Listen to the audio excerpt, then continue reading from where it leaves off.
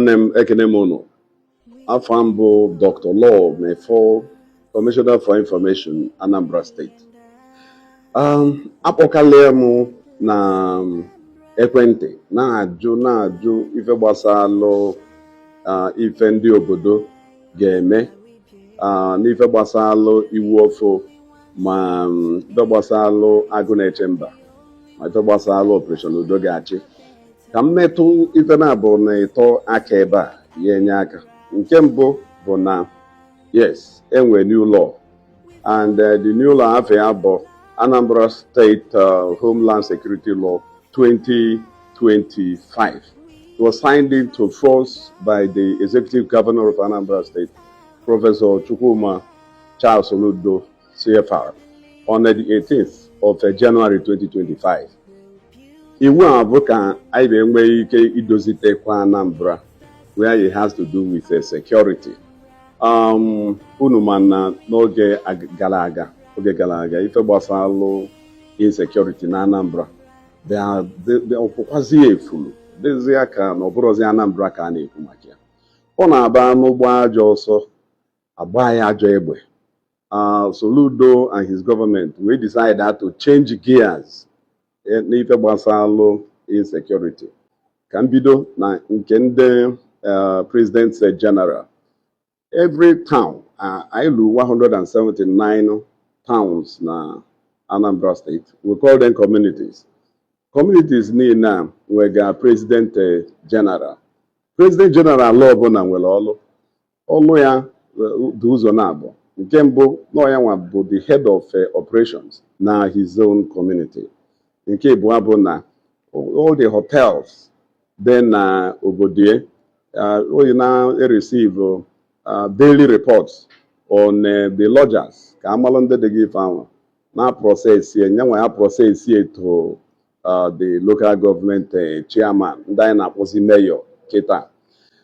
Nke abụọ bụkwa na ife gbasara tenants be na community. President General must make sure na every tenant be na the community. I make sure na mandefable. Even though you're about profiling, he has to ensure that every tenant na ma onye obo. Onye eziokwu na landlord bụ onye ya eme ka iwu si ga-ekwu. Mana nyanwa bụ onye ya na-akọ akwụkwọ niile ahụ. Governor Soludo achọrọ ka any president general ma any community na any tenant ego si na ọka ebe eme profile fa maka ni print o form wee nye mmadụ ka o file ka ịmala onye ọ bụ. Ụfọdụ na-ana 1,000, ụfọdụ na-ana 1,500, o nwekwu ndị na 5,000. Ego niile na unu na-ana gọvanọ sisi kwụsị ya na-anazi na ego.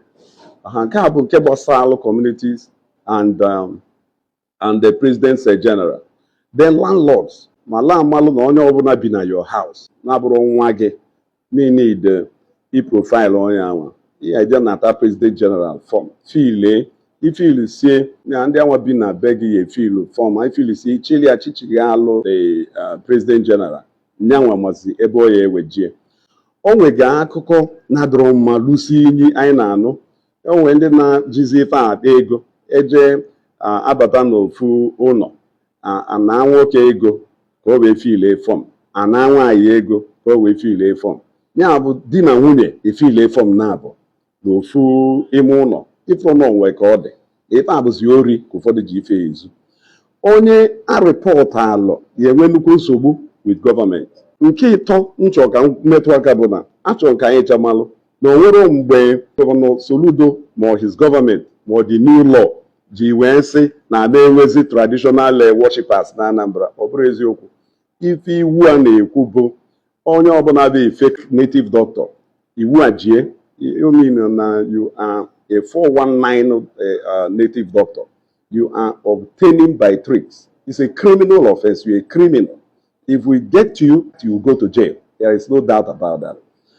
Then, ndị na-agwọ ajọ ọgwụ, ọ bụrụ omenala, ọ bụrụ traditional worship, ọ bụrụ Igbo traditional religion.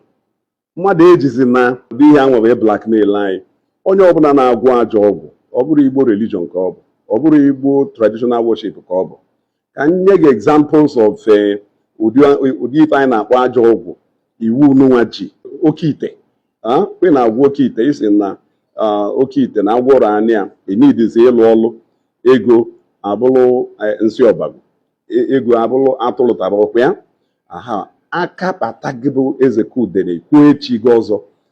And okay, itself is criminalized now. It is criminalized. Now, obviously, now work it in on many traditional native doctors now work it. Akajifaketa, follow with us. And after investigation, once we confirm things we suspect, we charge them to court. This is very clear. So only na work it. Woman couldn't afford to come awele. Aha, only na work in hancha niile iwu ji ekita ahụ. Nke ọzọ bụ ndị na-agwọ ajọ ọgwụ, onwe ndị na-agwọ ule ntịte, onwe ndị na-agwọ eko afọ, onwe ndị na-agwọ ụkwara nta, onwe ndị na-agwọ ụmụka nke ọgwụ iji wee destroy people na our communities. I will tell you, if we get you, you will ever regret being a native doctor. You can see the categories of native doctors we are looking for. So number genuine native doctors, or any genuine native doctor that should be afraid of this new law, more agune chamber, more operation Udogachi. Imali be a genuine native doctor.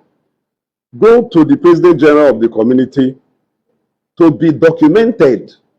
If I enable documentation, we are not giving certificates, because we are not ourselves native doctors, so we cannot certify you, give you certificate to practice. Mama, native doctors are genuine. If you are documented by the President General, he will know your address. All my audio say ndị agụ na-eche mba mo ndị operation Udogachi lieutenant Kege President General yeso wee kwu na ya ma onye bụ na nke ị na-eme bụ nke ezigbo n'obodo kwadolie. Ọ bụ na obodo akwadoro ife ị na-eme kwalụkwọ kwapụ, ọ bụ na ị bụrụ onye da community ma onye Anambra, ọ ka alụgo mma ni join ọsọ Soludo kita, ọ ya ka alụgo mma before chi ejinarị. Then if ikpeazụ nchọ ikwu dịkwa nnukwu mkpa, o nwee ndị na-ama ogogo ndị a na-akpọ town criers. O nwee nke si na na-ekwu na Governor Soludo and his government nye order si na onye ọbụla na-ewu ya dreadlocks ma ọ bụ na-asa agatraus ya na ya arrest ya ndị agụ na-eche mba ma Operation Udogachi will arrest the person. It is not true, please. It is not in the law, and there is no such directive. Even the anti-tout agency and the law establishing it, I have read it. I have not seen where dreadlock or sagging was mentioned. Those things do not define a tout. They do not define a tout, and they do not define a criminal. Another disturbing message we had when they na Europe pant na Brazil, that they will be arrested and all that. Now, they now manufacture this kind of lies, this kind of misinformation. They are deliberately concocting these terrible stories to put a wedge now the way of progress. What they are doing, government is not happy about it. Amarom kai si do we why a European or fapota univa for him can even find a make a mal mafe pant monafe European. Government never said that. Government couldn't have said that. We are not after dress code. We are after criminals. We are looking for criminals. We are looking for drug dealers. We are looking for kidnappers. We are looking for cultists. These are the categories of individuals we are looking for. So it has to do with conduct, criminal conduct, and not dressing. This is very, very important. On a final note, if you hear something, say something, call 5111. That is 5111. Information in I bala yulu. Kidnappers. You will earn something. You can earn as much as 5 million naira. That's a lot of money. And let me also assure you, any call you put across to our call center will be treated with utmost confidentiality. You have nothing to fear from us in our attempt to restore total security to Anambra. We are counting on all of you. Anambra ga-adị mma. Anambra is rising. Udo ga-achị na ụmụnne m.